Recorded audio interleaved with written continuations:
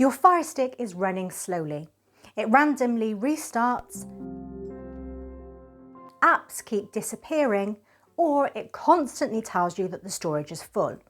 You probably think the Firestick is broken or that Amazon has deliberately made it worse. But the truth is, you could be ruining it without even realizing it.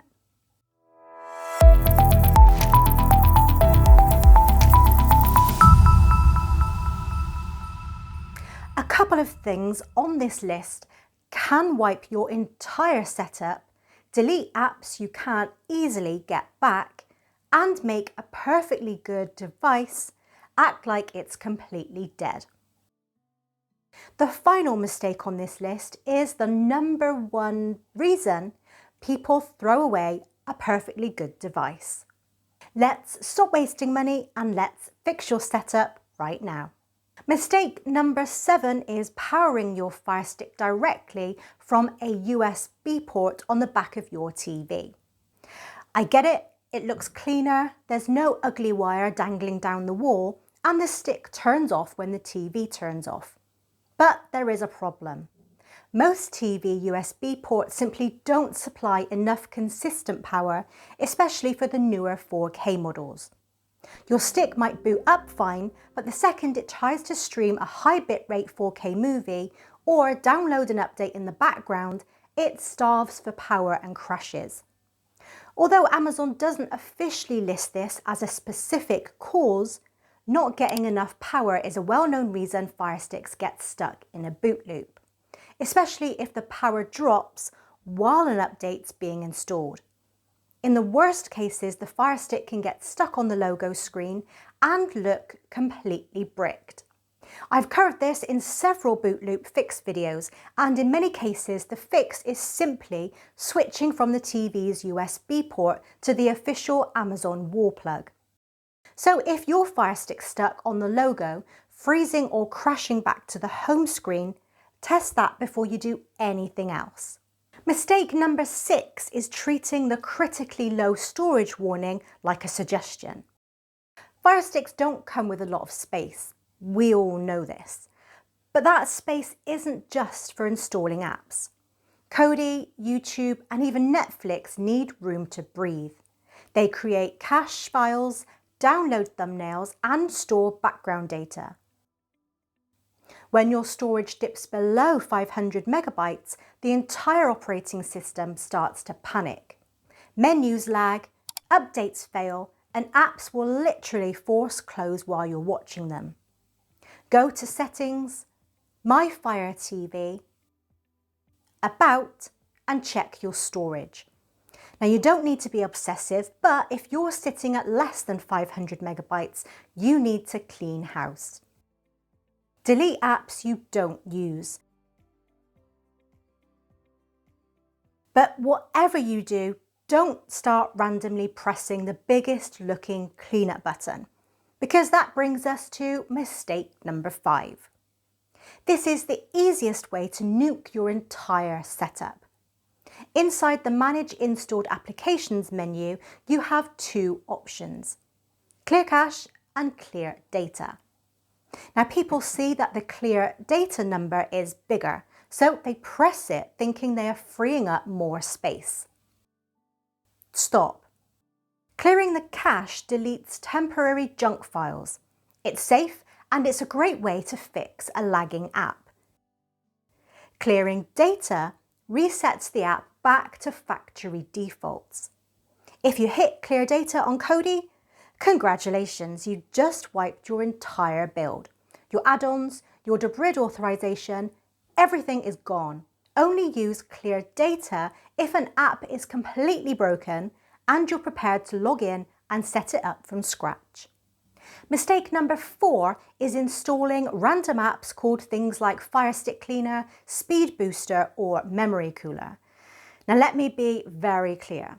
A software app cannot magically upgrade your Firestick's processor. To make matters worse, search for Cleaner on your Firestick right now and you'll only find a couple of options, and they actually charge you up to £3.70 for the privilege.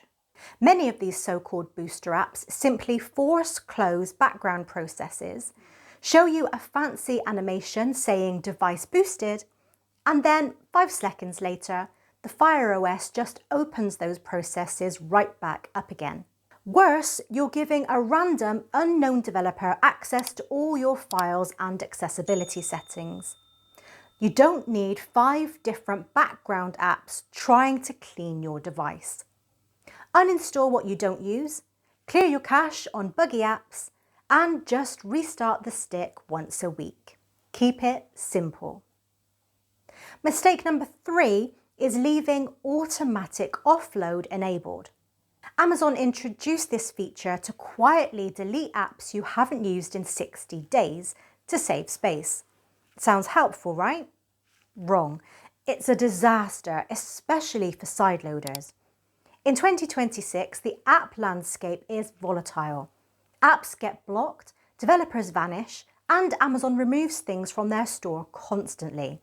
If Amazon decides to offload a sideloaded app that you haven't used in a few months, and you can't find a working APK for it anymore, it is gone forever. I don't want Amazon deciding what gets deleted from my device. If you don't either, go to Settings, Applications, and turn Automatic Offload off. Mistake number 2 is hitting factory reset the second something goes wrong. A factory reset is the nuclear option. It wipes everything. And in the current climate where Amazon is aggressively pushing the new Vega OS and locking down sideloading, a factory reset might mean you lose access to legacy apps or ADB setups that you can't easily recreate on a freshly updated device. Don't panic. If an app isn't working, clear the cache. If the stick is slow, restart it. If the screen is black, change the HDMI port. If you're getting a lot of buffering or connection problems, restart your router. Only factory reset when you've exhausted every single other option and you're 100% prepared to spend an hour setting everything back up from scratch. And the biggest mistake, the one that costs people the most money, is assuming the Firestick is dead before actually diagnosing the problem. If your screen is black or it's stuck buffering or the remote won't pair, it is almost never the actual Firestick processor dying. The real problem could be a failing power adapter, damaged USB cable, a faulty HDMI extension, a weak Wi-Fi signal, your router, or one corrupted application. Before you get frustrated, throw it in a drawer and spend £60 on a new device. Test the basics. Use a different plug. Unplug it completely for a few minutes. Try a different HDMI port on a different TV in your house. Reboot your router. Check the storage and fix problems that individual apps are causing. 9 times out of 10, the Firestick is completely fine, and that is why this mistake is number 1. People are replacing Firesticks without ever discovering that the Firestick was not actually broken. All right, confession time. Which of these 7 mistakes are you guilty of? Have you ever cleared an app's data by accident, ignored a storage warning, or nearly replaced a Firestick that wasn't actually broken? Let me know down in the comments, because I guarantee most of us have made at least one of these mistakes. If this video saved your setup or stopped you from spending money on another Firestick, hit the like button. And make sure you're subscribed, because I've got more Firestick fixes, warnings, and hidden settings coming very soon. Thanks for watching, and I'll see you in the next one.